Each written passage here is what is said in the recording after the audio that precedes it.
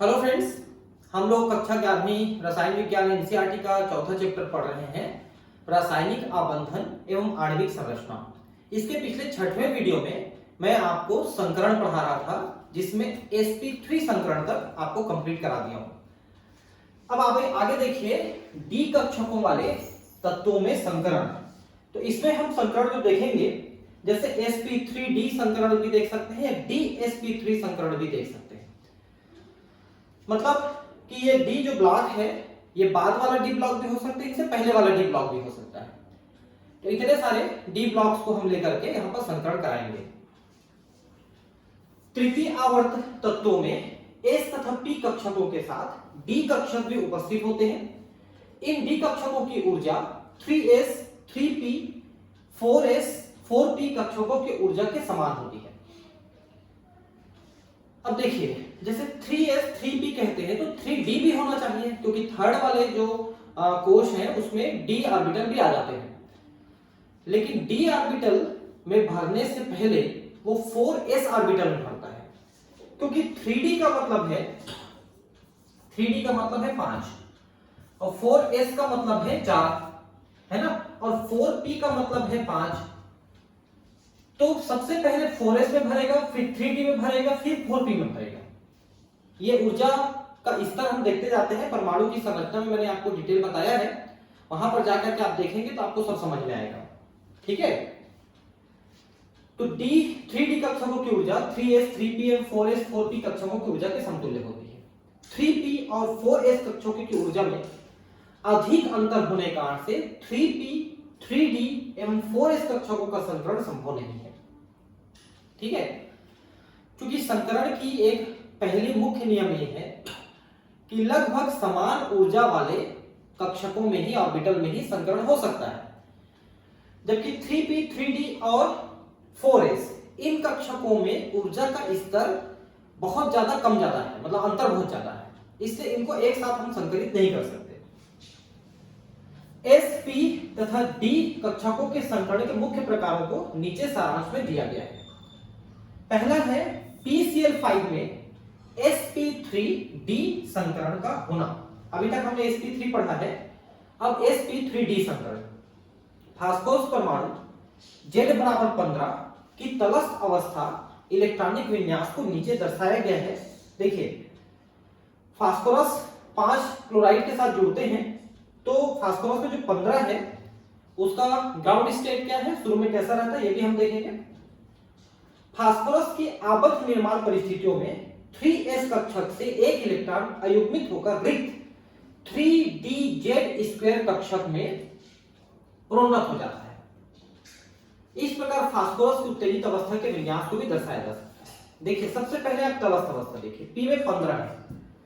15 का मतलब है 1s², 2s², 2p6, ये हो गया 10, फिर 2 12 और 3 15 हो गए। देखिए, ठीक है, अब इसमें से क्या होगा, एक इलेक्ट्रॉन निकल के 3d कक्षक में चला जाएगा। ये देखिए, एक इलेक्ट्रॉन होकर 3d कक्षक में चला गया, ये उत्तेजित अवस्था होगी।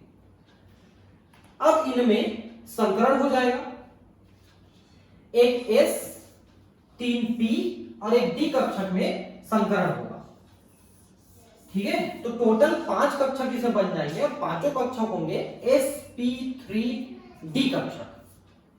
संकरण के आप पिछला वीडियो अगर नहीं देखे तो देख लीजिए, तो संकरण नहीं समझ में आएगा।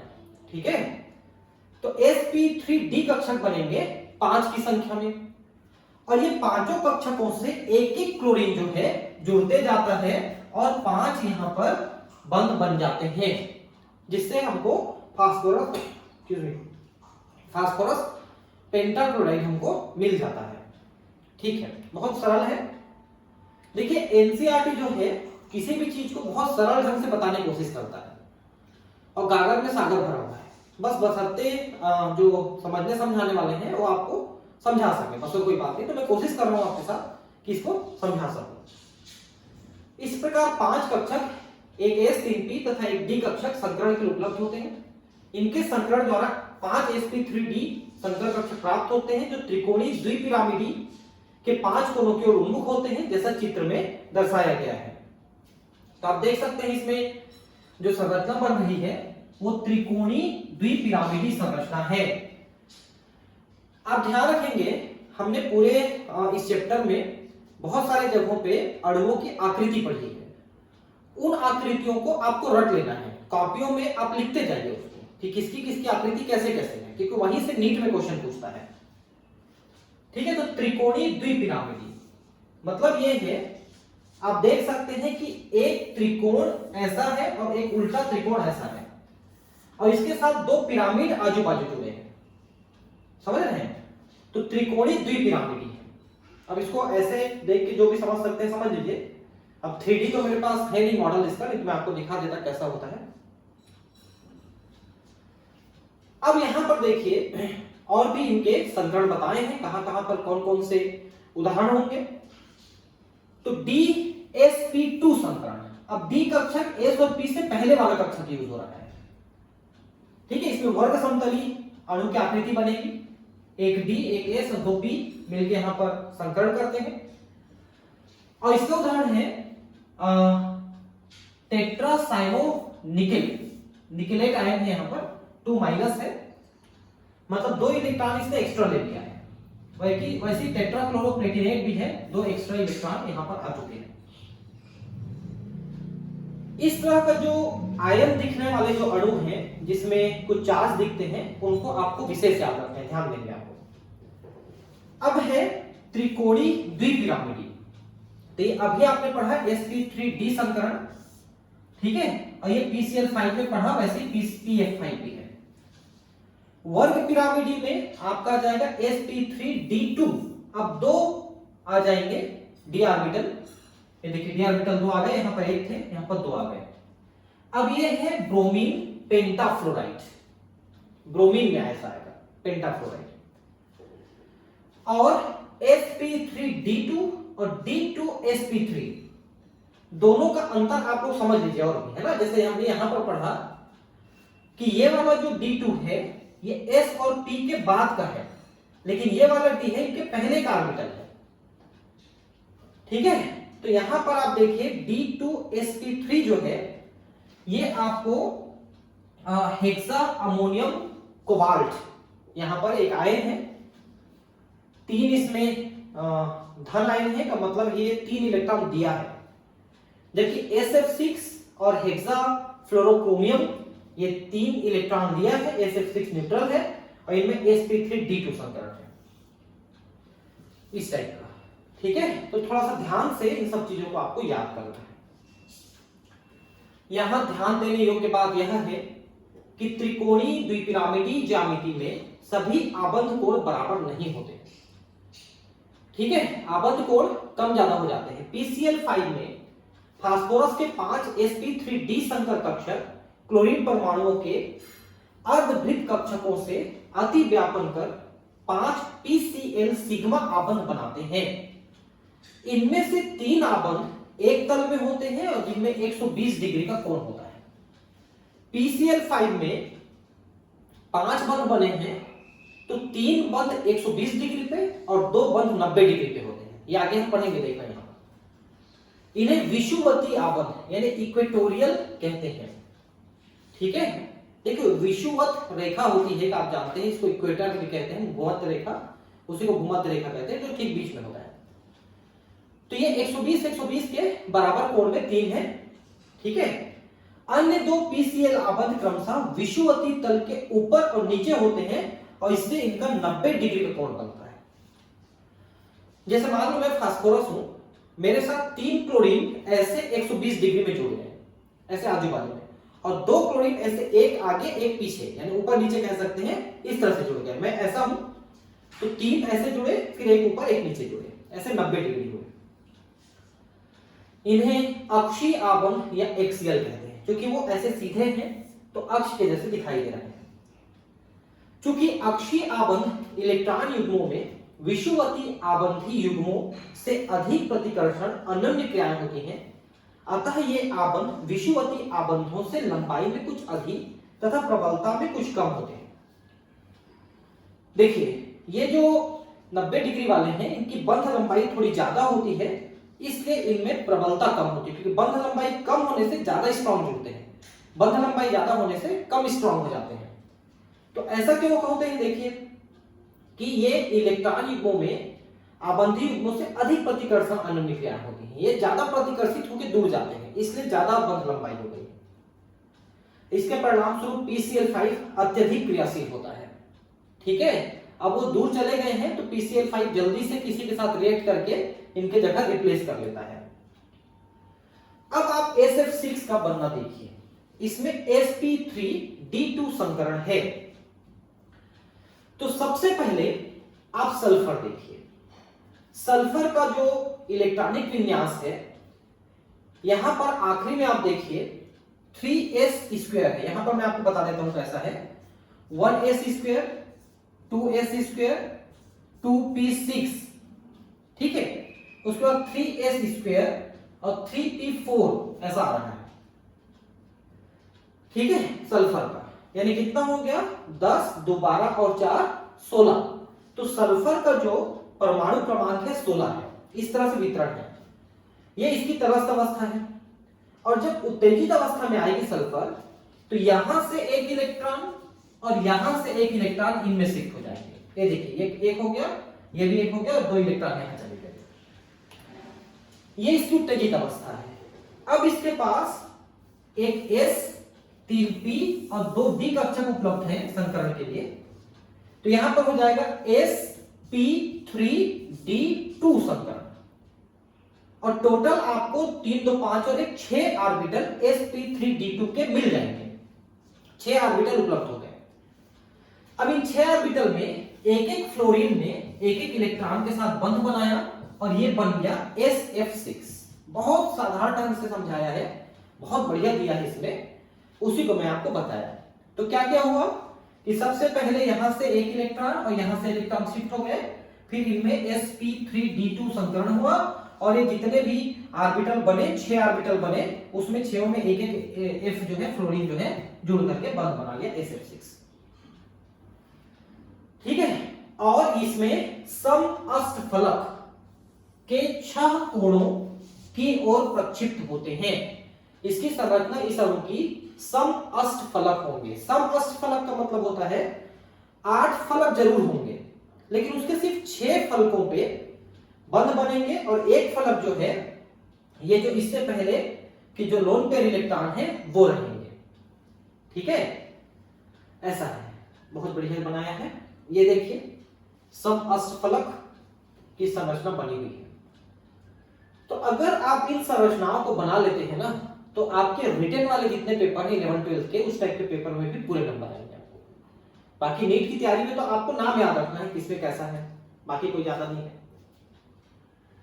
अब नेक्स्ट है आणविक कक्षक सिद्धांत। देखिए, अभी तक हमने परमाणु के कक्षक पढ़े हैं कि परमाणु में s, p, d, f ये सब ऑर्बिटल होते हैं, कक्षक होते हैं। लेकिन जब ये परमाणु आपस में जुड़ के अणु बना लेते हैं, तो परमाणु के कक्षक अब अणु के कक्षक कहलाएंगे, क्योंकि अब वो परमाणु की अपनी निजी पहचान नहीं है, अब वो अणु का भाग है। इसलिए सभी परमाणुओं के जो कक्षक हैं, अब वो अणु के कक्षक कहलाएंगे। हालांकि उसमें भी इलेक्ट्रॉनों का वितरण वैसे ही रहेगा, लेकिन बंध बनने के बाद उनमें इलेक्ट्रॉन्स के पेयर दिखेंगे आपको आणविक कक्षक में। क्योंकि परमाणविक कक्षक में जो संयोजकता कोष के इलेक्ट्रॉन थे, उनमें से कुछ जो है वो अकेले अकेले थे, अयुग्मित थे। तो यहां पर आपको युग्मित दिखेंगे, ज्यादातर अयुग्मित वाले युग्मित हो जाते हैं। आणविक कक्षक सिद्धांत F हुंड तथा R.S. मोलिकन द्वारा 1932 में विकसित किया गया है। आपको मोलिकन के बारे में याद होगा, इन्होंने इलेक्ट्रॉन के चार्ज को जानने में बहुत महत्वपूर्ण भूमिका अदा की थी। मिलिकॉन का ऑयल स्प्रे एक एक्सपेरिमेंट था, परमाणु की संरचना में मैंने आपको बताया है। और हुंड के बारे में भी आपको ध्यान होगा, हुंड का नियम, जिसमें वो किस तरह से परमाणु के कक्षकों में इलेक्ट्रॉन भरे होते हैं, उसके बारे में बहुत अच्छा नियम दिया है। पहला, जिस प्रकार परमाणु में इलेक्ट्रॉन विभिन्न परमाणु कक्षकों में उपस्थित होते हैं, उसी प्रकार अणुओं में इलेक्ट्रॉन विभिन्न आणविक कक्षकों में उपस्थित होते हैं। तो क्या परमाणु कक्षक की जो पहचान है वो नष्ट हो गई, अब वो आणविक कक्षक हो गए। आणविक कक्षक तुल्य ऊर्जाओं एवं उपयुक्त सममिति परमाणु कक्षकों के संयोग से बनते हैं। ये देखिए वही बताया मैंने कि आणविक कक्षक जो है परमाणु कक्षकों से ही बनते हैं, उनके संयोग से बनते हैं। परमाणु कक्षक में कोई इलेक्ट्रॉन केवल एक ही नाभिक के प्रभाव में रहता है, जबकि आणविक कक्षक में उपस्थित इलेक्ट्रॉन दो या अधिक नाभिकों के द्वारा प्रभावित होता है। क्योंकि अगर अणु बनते समय दो परमाणु मिले हैं तो दोनों के प्रभाव में रहेगा, तीन मिले हैं तो तीन, चार तो चार, मतलब सभी परमाणुओं के नाभिक सभी परमाणुओं के इलेक्ट्रॉन को एक दूसरे के इलेक्ट्रॉन को आकर्षित किए रहते हैं। उसी से अणु बनता है, उसी से अणु बना हुआ है और वो परमाणु जुड़े हुए हैं। यह संख्या अणु में परमाणुओं की संख्या पर निर्भर करती है। इस प्रकार परमाणु कक्षक एकल केंद्रकी होता है, जबकि आणविक कक्षक बहुकेंद्रकी होता है। ठीक है, तो मतलब यह है कि परमाणु के कक्षकों के इलेक्ट्रॉन एक ही नाभिक के आकर्षण में रहते हैं, आणविक कक्षक के इलेक्ट्रॉन बहुत सारे नाभिकों के आकर्षण में रहते हैं, इसलिए यहां पर बहुकेंद्रकी लिखा है। केंद्रक मतलब नाभिक, उससे आकर्षित रहते हैं अणु में। बने हुए आणविक कक्षकों की संख्या संयोग करने वाले परमाणु कक्षकों की संख्या के बराबर होती है, क्योंकि परमाणु के ही कक्षक आणविक कक्षक कहला रहे हैं। जब दो परमाणु कक्षकों को मिलाया जाता है तो दो आणविक कक्षक प्राप्त होते हैं। इनमें से एक आबंधन आणविक कक्षक और दूसरा प्रति आबंधन आणविक कक्षक कहा जाता है। ठीक है, तो यहां पर बॉन्ड मॉलिक्यूलर ऑर्बिट और एंटी बॉन्ड मॉलिक्यूलर ऑर्बिट क्या है यह भी हम बात करते हैं। आबंधन आणविक कक्षक की ऊर्जा कम होती है, अतः उसका स्थायित्व संगत प्रति आबंधन आणविक कक्षक से अधिक होता है। चूंकि आबंधन कक्षक के इलेक्ट्रॉन बंध बनाने में भाग लिए हुए हैं और बंध बनाते समय कुछ ऊर्जा मुक्त हो गई है, इसलिए उनके पास ऊर्जा कम हो गई है। समझ रहे हैं, ऊर्जा कम हो गई। जबकि प्रति आबंधन जो आणविक कक्षक है उनके इलेक्ट्रॉन बंध बनाने में भाग नहीं लिए हैं, तो उनकी ऊर्जा निकल नहीं पाई है, इसलिए उनकी ऊर्जा ज्यादा है। यहां पर जिस प्रकार किसी परमाणु के नाभिक के चारों ओर इलेक्ट्रॉन प्रायिकता वितरण परमाणु कक्षक द्वारा दिया जाता है, उसी प्रकार किसी अणु में नाभिकों के समूह के चारों ओर इलेक्ट्रॉन प्रायिकता वितरण आणविक कक्षक द्वारा दिया जाता है। तो प्रायिकता का मतलब क्या होता है? संभावना। आप ये बताते हो ना कि इस परमाणु के इस कक्षक में इतने इलेक्ट्रॉन पाए जाने की संभावना है या पाए जाते हैं, तो वैसे ही आप आणविक कक्षक में भी बताओगे कि आणविक कक्षक में इलेक्ट्रॉन इतने पाए जाते हैं। एक्चुअली वो परमाणु कक्षक ही तो है, इसलिए कोई ज्यादा अंतर आपको वहां पर नहीं दिखेगा। परमाणु कक्षकों की भांति आणविक कक्षकों को भी पॉली सिद्धांत और हुंड के नियम का पालन करते हुए आफबाउ के अनुसार भरा जाता है। ये सारे नियम मैंने आपको बताए हैं जब मैंने आपको परमाणु की संरचना पढ़ाई है। हुंड का नियम, पाउली अपवर्जन नियम, आफबाउ नियम। आफबाउ कोई साइंटिस्ट नहीं थे, जर्मन वर्ड है। इस टाइप से नियमों को हम पढ़े हैं पहले भी। अब है आणविक कक्षकों का निर्माण, परमाणु कक्षकों का रैखिक संयोग। भाई परमाणु कक्षक एक दूसरे के सामने आएंगे तो उनके एक दूसरे के इलेक्ट्रॉन एक दूसरे के नाभिक के द्वारा आकर्षित होते हैं, जिससे वो ज्यादा बंधन महसूस करते हैं एक दूसरे के साथ और उससे कुछ ऊर्जा निकल जाती है। इस तरह से उनका संयोग हो जाता है। तो अब वो दोनों परमाणु के जो कक्षक हैं वो उस एक अणु के कक्षक कहलाएंगे। जैसे मान लो कि एक परमाणु में तीन, दूसरे परमाणु में भी तीन कक्षक हैं, और जब वो दोनों मिलकर आणविक कक्षक बना लिए, अणु बना लिए, तो अणु में आणविक कक्षक हो जाएंगे 6, क्योंकि वो दोनों मिलकर के जुड़ गए वहां पर। जैसा कि आप जानते हैं तरंग यांत्रिकी के अनुसार परमाणु कक्षक को एक तरंग फलन के रूप में दर्शाया जा सकता है। तरंग फलन का मतलब यह होता है कि आप तरंग की प्रकृति के द्वारा उनका वर्णन कर सकते हो। ठीक है, यह फलन इलेक्ट्रॉन तरंग के आयाम को दर्शाता है तथा इसे श्रोडिंगर समीकरण के द्वारा हल कर प्राप्त किया जा सकता है। ठीक है, तो यहां पर श्रोडिंगर इक्वेशन जो है एनसीईआरटी में तो करीब करीब नहीं दिया था, थोड़ा सा दिया था, और हम जब डिटेल पढ़ते हैं केमिस्ट्री को तो श्रोडिंगर इक्वेशन को निकालना सीखते हैं, उसको समीकरण को हल करना सीखते हैं। ठीक है, परंतु परंतु एक से अधिक इलेक्ट्रॉन वाले निकाय के लिए श्रोडिंगर समीकरण का हल नहीं किया जा सकता है। आपने ये देखा था कि श्रोडिंगर समीकरण का आप हाइड्रोजन परमाणु में प्रयोग करेंगे तो बहुत अच्छे से लग जाता है, क्योंकि वहां पर सिर्फ एक इलेक्ट्रॉन है। लेकिन अगर आप ज्यादा इलेक्ट्रॉन वाले परमाणु में श्रोडिंगर इक्वेशन को लगाना चाहेंगे तो कॉम्प्लेक्स हो जाता है। ये अलग बात है कि कंप्यूटर की सहायता से आज की डेट में कुछ इसके समीकरण के हल प्राप्त किए गए हैं।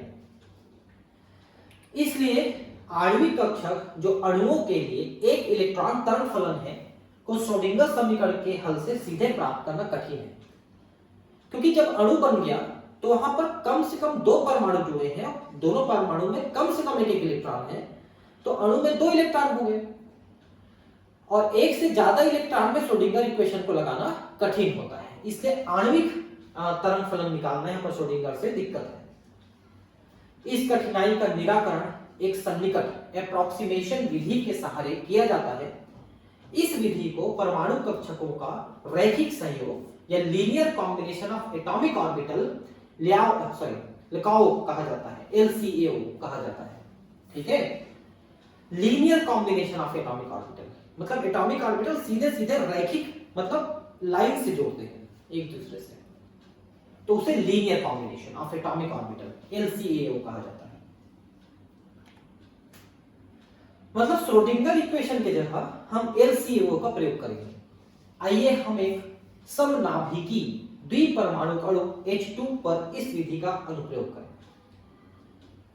समनाभिकी द्विपरमाणु अणु का मतलब है उसमें जो दो परमाणु हैं वो बिल्कुल एक जैसे हैं, उनके नाभिक एक जैसे हैं, उनके इलेक्ट्रॉन एक जैसे हैं, उनमें हम इस विधि का प्रयोग करेंगे। मान लो हाइड्रोजन अणु दो हाइड्रोजन परमाणु A B से बना है, दोनों परमाणु एक ही समान है, केवल सुविधा के लिए हमने उसको A और B से चिन्हित किया है। प्रत्येक हाइड्रोजन परमाणु की मूल अवस्था में उसके 1s कक्षक में एक इलेक्ट्रॉन होता है। इन परमाणु कक्षकों को हम तरंग फलन psi a तथा psi b के द्वारा प्रदर्शित कर सकते हैं। गणितीय रूप से आणविक कक्षकों को परमाणु कक्षकों के रैखिक संयोग व्यक्तिगत परमाणु कक्षकों के तरंग फलन psi a तथा psi b के योग का अंतर द्वारा किया जाता है। देखिए, दोनों के तरंग फलन हमने लिखा, दोनों हाइड्रोजन परमाणु के psi a psi b। अब इसको आगे हम इसका डेरिवेशन कैसे कर रहे हैं, देखिए कि मॉलिक्यूलर ऑर्बिटल का तरंग फलन कितना आएगा। तो दोनों के देखिए यहां पर क्या लिखना है, इसको शब्द को समझिए पहले। ए और बी के योग या अंतर द्वारा प्राप्त किया जाता है, मतलब या तो दोनों को जोड़ेंगे या दोनों में से एक दूसरे को घटाएंगे। इससे इस प्रकार दो आणविक कक्षक सिग्मा तथा सिग्मा स्टार प्राप्त होते हैं। अगर दोनों को जोड़ते हैं तो सिग्मा और एक से दूसरे को घटाते हैं तो सिग्मा स्टार। परमाणु कक्षकों के योग से बनने वाले आणविक कक्षक सिग्मा को आबंधन आणविक कक्षक और परमाणु कक्षकों के अंदर से बनने वाले आणविक कक्षक सिग्मा स्टार को प्रति आबंधन आणविक कक्षक कहते हैं।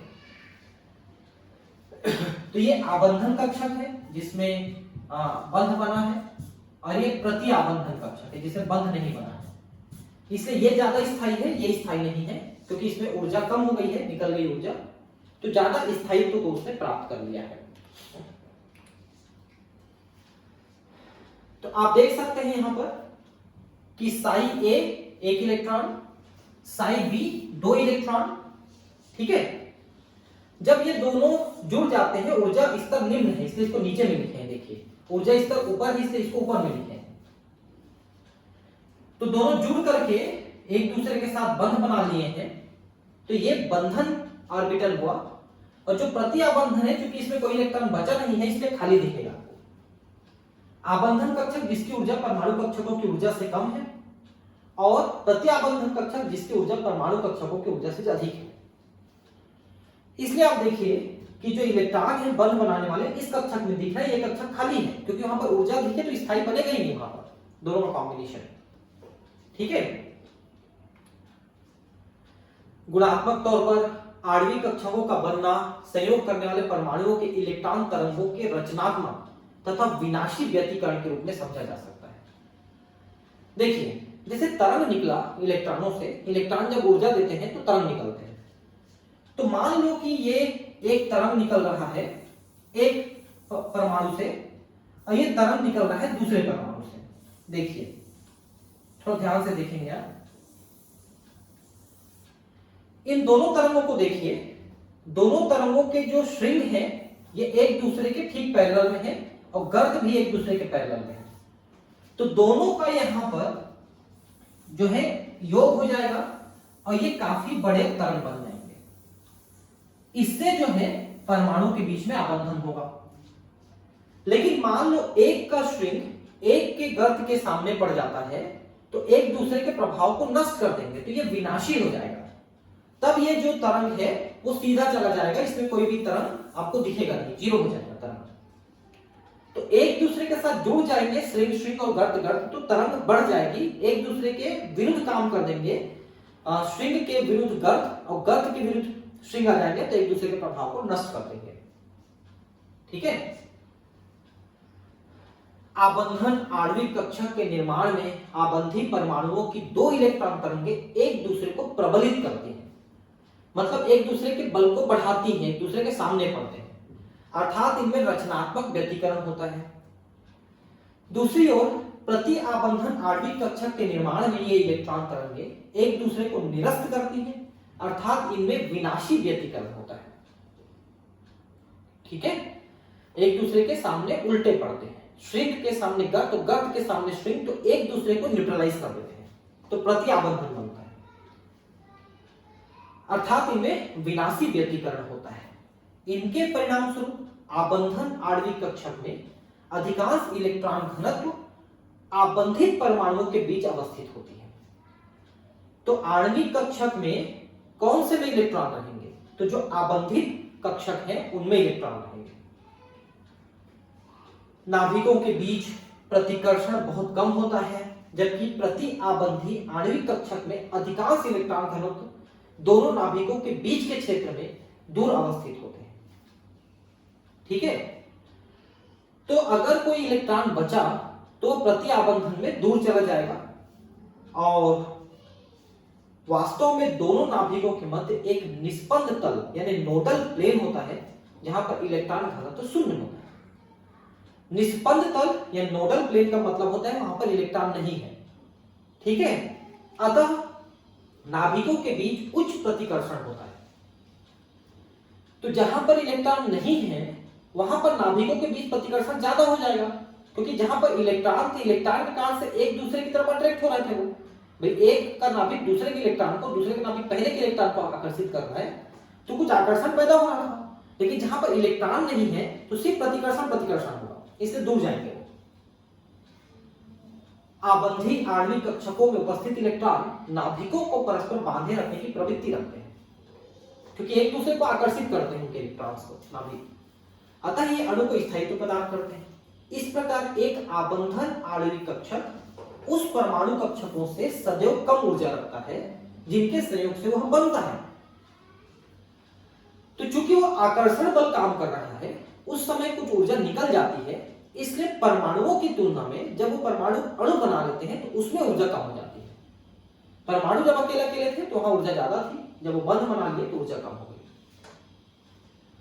इसके विपरीत प्रति आबंधन आणविक कक्षक में इलेक्ट्रॉन अणु को अस्थायी कर देते हैं अगर इलेक्ट्रॉन वहां पर होंगे। इलेक्ट्रॉनों एवं नाभिकों के बीच आकर्षण इस कक्षक में इलेक्ट्रॉनों के बीच परस्पर प्रतिकर्षण से कम होता है।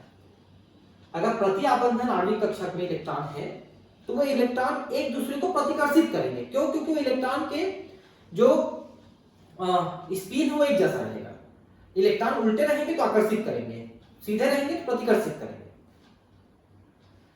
तो प्रति आबंधन कक्षक में इलेक्ट्रॉन प्रतिकर्षित हो रहे हैं, इसलिए दोनों अणु दूर जाने की कोशिश करेंगे। ठीक है।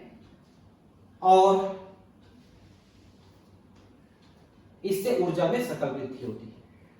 तो अणु तभी बन पाएगा जब प्रति आबंधी कक्षकों में इलेक्ट्रॉन नहीं है और आबंधी कक्षकों में इलेक्ट्रॉन है, तभी आप परमाणु बना सकते हो, अणु बना सकते हो, नहीं तो प्रतिकर्षित हो जाएंगे। यहां ध्यान देने योग्य बात यह है कि प्रति आबंधन कक्षक की ऊर्जा संयोग करने वाले परमाणु कक्षकों की ऊर्जा से उतनी ही ज्यादा अधिक होती है जितनी मात्रा में आबंधन आणविक कक्षक की ऊर्जा कम होती है। आबंधी कक्षकों में जब इलेक्ट्रॉन ने संयोग किया उस समय जितनी ऊर्जा निकली उतनी ऊर्जा प्रति आबंधन कक्षक में जुड़ती है, इसलिए उसमें उतनी ऊर्जा बढ़ जाती है, इसमें उतनी ऊर्जा कम हो जाती है। इस प्रकार दोनों आणविक कक्षकों की कुल ऊर्जा वही रहती है जो तो मूल परमाणुओं की होती है। ठीक है, तो टोटल में एक में बढ़ रही है, मतलब जो ऊर्जा निकली वो प्रति आबंधन कक्षक में जाके समा गई, तो अणु के अंदर ही रह गई, ऐसा हुआ, उनके अंदर के कक्षकों में ही रह गई। अब परमाणु कक्षकों के संयोग की क्या क्या शर्तें हैं? परमाणु कक्षकों के रैखिक संयोग से आणविक कक्षकों के निर्माण के लिए निम्न शर्तें हैं। पहला, संयोग करने वाले परमाणु कक्षकों की ऊर्जा समान या लगभग समान होनी चाहिए, क्योंकि बहुत ज्यादा डिफरेंस रहेगी अगर एनर्जी में दो परमाणुओं की, तो फिर वो आबंधन टिक नहीं पाएगा और वो अस्थायी हो जाता है। इसका तात्पर्य यह है कि एक 1s कक्षक दूसरे 1s कक्षक से संयोग कर सकता है, परंतु 2s कक्षक से नहीं। 1s 1s के साथ, 2s 2s के साथ, क्योंकि 2s कक्षक की ऊर्जा 1s कक्षक की ऊर्जा से अधिक होती है। अतः यह सत्य नहीं है कि परमाणु, यह सत्य नहीं है यदि परमाणु भिन्न प्रकार के हैं, लेकिन अगर परमाणु अलग अलग है तो फिर वो संयोग कर सकते हैं। एक ही तरह के परमाणु रहेंगे तो फिर वो समान कक्षक में ही बंध बन सकता है। अलग अलग प्रकार के परमाणु हैं तो फिर भिन्न कक्षकों में भी संयोग हो सकता है। दूसरा, संयोग करने वाले परमाणु कक्षकों की आणविक अक्ष के परितः समान सममिति होनी चाहिए। परिपाटी के अनुसार जेड अक्ष को आणविक अक्ष मानते हैं। यहां यह तथ्य मालूम है कि समान या लगभग समान ऊर्जा वाले परमाणु कक्षक केवल तभी संयोग करेंगे जब उनकी सममिति समान है, अन्यथा नहीं। जैसे 2pz परमाणु कक्षक दूसरे परमाणु के 2pz कक्षक से ही संयोग करेगा, परंतु p1 से py कक्षकों से नहीं, क्योंकि उनकी सममिति समान नहीं है। मान एक कक्षक y वाला ऐसा है, x वाला ऐसा है और z वाला ऐसा है, तो दूसरे के z से ही ये z बन सकता है। भाई इससे और इससे सममिति अलग होगी, देखिए, तो एकदम एक दूसरे से सामने नहीं पढ़ पाएंगे, इस तरह से हो जाएगा। संयोग करने वाले परमाणु कक्षकों को अधिकतम अतिव्यापन करना चाहिए। जितना अधिक अतिव्यापन होगा परमाणु कक्षकों के नाभिकों के बीच इलेक्ट्रॉन घनत्व उतना अधिक होगा। अतिव्यापन का मतलब मैंने आपको पिछले वीडियो में बताया था कि परमाणु कक्षक जब मिलते हैं तो एक दूसरे से समा जाते हैं, थोड़े से अतिव्यापन कर लेते हैं, और जितना ज्यादा अंदर समाएंगे उनका आकर्षण नाभिकों के द्वारा ज्यादा रहेगा, तो ज्यादा मजबूत बंध वहां पर बन जाएगा। यहां पर कुछ आणविक कक्षक के बारे में दिया है, देखिए, ठीक है। जैसे यहां पर देखिए 1s कक्षक एक परमाणु का और 1s कक्षक दूसरे परमाणु का जुड़ते हैं, तो ये दोनों परमाणु देखिए सिग्मा वाला बंध बना के जुड़ गए, लेकिन सिग्मा स्टार वाले में ये इलेक्ट्रॉन आपको नहीं दिख रहे हैं, तो यहां से जो ऊर्जा निकली इसमें समा गई। ठीक है, ये देखिए 1s मिलकर के सिग्मा 1s बनाए हैं, तो दोनों परमाणु आपस में जुड़ गए हैं, देखिए, ठीक है। और उसी को ये समाये हुए यानी कि ओवरलैप करता हुआ दिखाया है, दोनों के ऑर्बिटल ओवरलैप कर दिया है, अतिव्यापन कर दिया है। देखिए यहां पर ये प्रति आबंधन वाला है और ये आबंधन वाला है, सिग्मा और सिग्मा स्टार दो अलग अलग है, ठीक। अब यहां पर आप देखिए कि 2pz है, इनमें जब बंध बना तो इस तरह से बंध बना है कि ये जो 2pz जो है एक साथ आ गए, तो यहां पर सिग्मा बंध बना और यहां पर सिग्मा स्टार बंध बना है, प्रति आबंधन और आबंधन। तो प्रति आबंधन वाले में इलेक्ट्रॉन नहीं रहेंगे, आबंधन वाले में इलेक्ट्रॉन रहेंगे। यहां पर आप इस बात को ध्यान रखेंगे। इस तरह का जो अपन सिस्टम दिखाते हैं इसमें एक में तो इलेक्ट्रॉन दिखेगा, दूसरे में नहीं दिखेगा, है ना। अब यहां पर भी आप देख सकते हैं कि x वाला x वाले के साथ ही बंध बना रहा है और वहां पर भी पाई बंध बन रहा है। वहां पर पहले सिग्मा बंध बन रहा था, यहां पर पाई बंध बन रहा है। अगर एक सिग्मा बंध बन गया तो बाकी दोनों पाई बंध बन सकते हैं। तो सिग्मा बंध और पाई बंध में अंतर देख सकते हैं कि सिग्मा फेस टू फेस जुड़ रहे हैं, जबकि पाई बंध जो है साइड बाय साइड जुड़ रहे हैं, इस तरह का बंध बन रहा है। तो एक्स वाला और यहाँ पर हो सकता है जेड वाला भी दिखाया हो, नहीं दिखाया है। जेड वाला पहले देख लिए, एक्स और वाई वाले में पाई बंध बनेंगे। कक्षक से संयोग करेगा परंतु एक्स और वाई से नहीं, ठीक है। संयोग करने वाले परमाणु कक्षकों को अधिकतम अतिव्यापन करना चाहिए। जितना अधिक अतिव्यापन होगा आणविक कक्षकों के नाभिकों के बीच इलेक्ट्रॉन घनत्व तो उतना अधिक होगा। इसको हमने अभी पिछले स्लाइड में भी पढ़ा, ठीक है। अब हम पढ़ेंगे आणविक कक्षकों के प्रकार, ठीक है। तो इनको मैं आपको अब नेक्स्ट वीडियो में पढ़ाऊंगा, ठीक है दोस्तों। थैंक यू, मिलते हैं अगले वीडियो में, धन्यवाद।